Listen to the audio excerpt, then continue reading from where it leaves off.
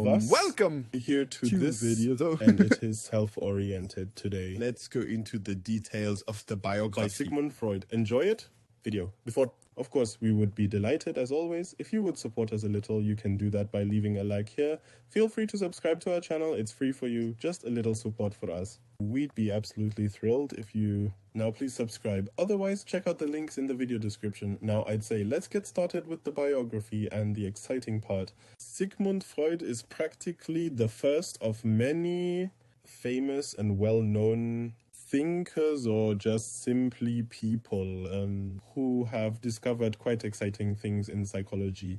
Among other things, he inspired Erikson, but he also inspired his daughter Anna Freud, and thus encouraged to explore further. And his life journey begins on May 6, 1856 in Freiburg. He was born there and lived there for quite a while, relatively happy. Is part of in a barely religious family, and grows up very sheltered, even in an academic household. That is certainly also important. Then, if you look, it is 1873 until 1885, so for 12 years, then just medical studies. He studies, he qualifies, so he becomes a professor as a neuropathologist, so he has a quite impressive life journey ahead of him. Or rather, he embarks on an impressive life journey. 12 years might be long for many current bachelor's, master's, studies can take a long time, but 12 years is the norm for medicine.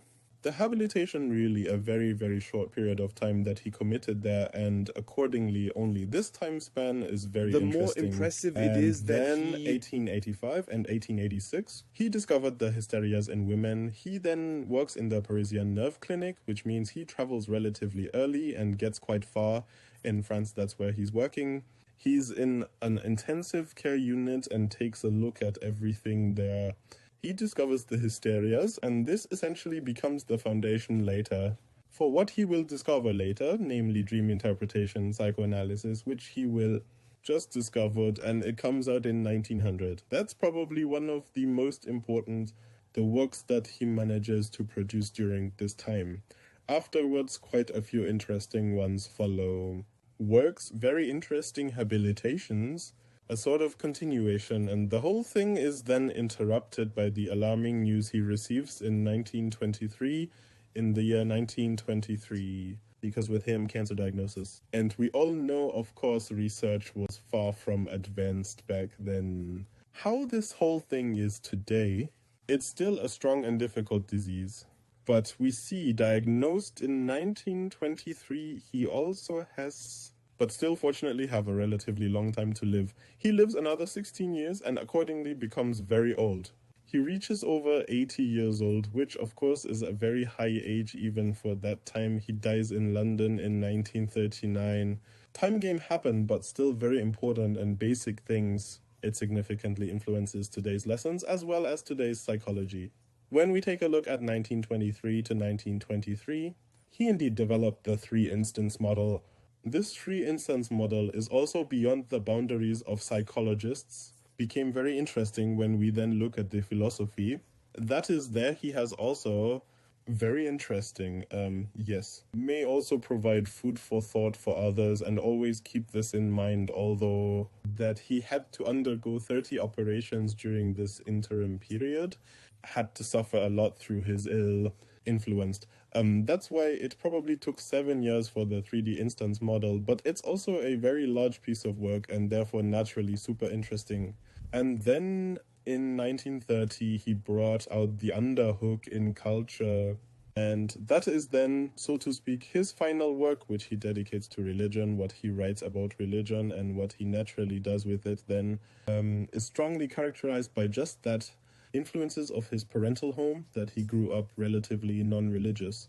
We will look into this later in further videos to educate and delight. If you'd like to follow us on Instagram now, and feel free to check out our podcast. We have a lot for you there. Maybe you are already listening to this as a podcast, because all the episodes that appear here are also always available as a podcast. We would be thrilled if you stop by. Otherwise, that should be all from us for today.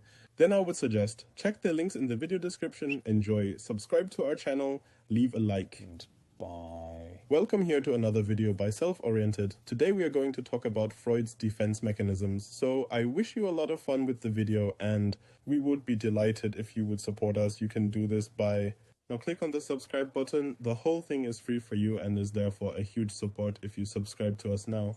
Subscribe for free. Otherwise, I would say let's dive straight into the video about defense mechanisms. The thing is, defense mechanisms are about an unconscious reaction to create a defense mechanism that Sigmund Freud just discovered. And this unconscious reaction accordingly takes place this happens in the subconscious or preconscious. It is essentially the toughest. A transition flows between these two parts of the iceberg model, i.e. before it is brought into the subconscious. Penetrating before one depicts a person's inner desires, so to speak, there is one last defense mechanism that wards off the whole thing, so to speak. And therefore it is thus made possible that the preconscious is also well protected. Depending on which model one applies, these defense mechanisms are also found in the preconscious. This all serves to prevent being overwhelmed by emotions, behavior, and this overwhelming can lead to, for example, being exposed to mental problems. So what basically pleases at the core also not as interested in what Freud essentially analyzed. Accordingly, so is this supposed to be the protection that is provided by this mechanism, the defense mechanism, so to speak? Is called. However, this can also lead to the ego when it gets exhausted, that there is a strain, so to speak. That's what he called it. This can then lead to further problems if someone consistently relies on these cooling mechanisms, so to speak. Because he wants to prevent his unconscious things. He does not want to disclose because he has an even deeper psychological problem. Then you actually have the opportunity that the ego also gets exhausted. This is where the deselection mechanisms emerge relatively early.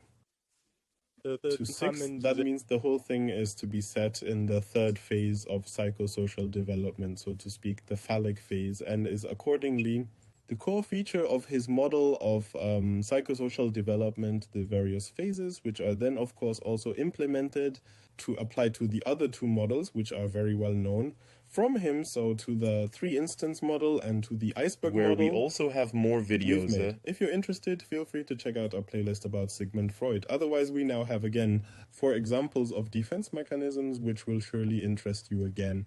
And it's about rationalization, which means you try to prevent an unconscious reaction through the defense mechanism, which is guided by emotions. And this is tried by rationalizing something away. This means that one gives an intellectual explanation. Find something that might be triggered by emotions. That is, if you try to remember your past through emotions, then you try to rationalize away. This is the mechanism of the downside. The first defense mechanism that we wanted to show you here. I think many are also familiar with this from everyday life, as these defense mechanisms can certainly also in everyday life. For example, the projection of the problem onto another often uninvolved person. You can certainly all understand this. You had a bad day at school, you had a bad day at work, and then you come home and something else comes up. An unfavorable remark that simply does not belong there at this moment, or that you did not expect, which comes across skewed, so to speak, and which this remark can then lead to you just solve everything. According to the steam boiler model, you could say that here a bit after nulting, transfer. So that you can combine these defense mechanisms beautifully with aggression theories, but it's not so simple. Just a quick note, definitely. This projection of the problem, this can lead to you letting off steam, so to speak, and just trying to solve all your problems as also to project something else, and thus one could, according to Freud, then prevent an unconscious reaction from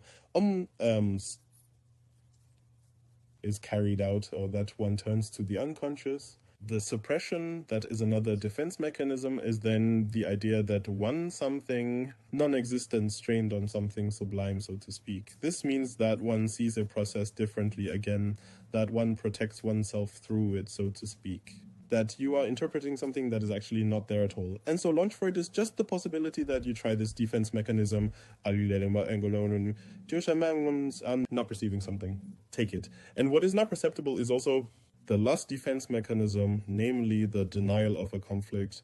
That can lead to you not being able to access this unconsciousness, accessing the pre-consciousness.